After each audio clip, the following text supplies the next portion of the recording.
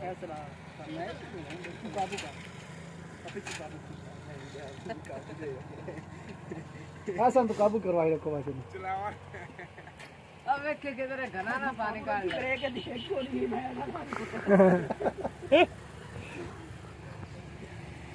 चासी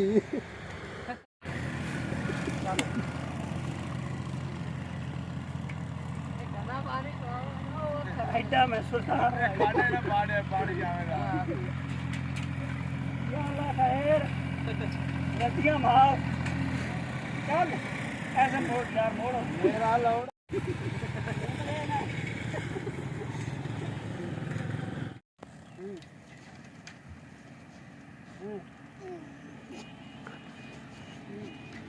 चलो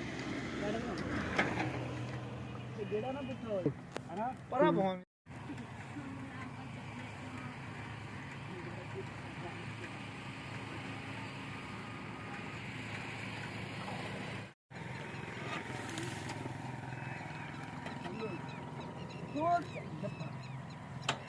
प्रेज करना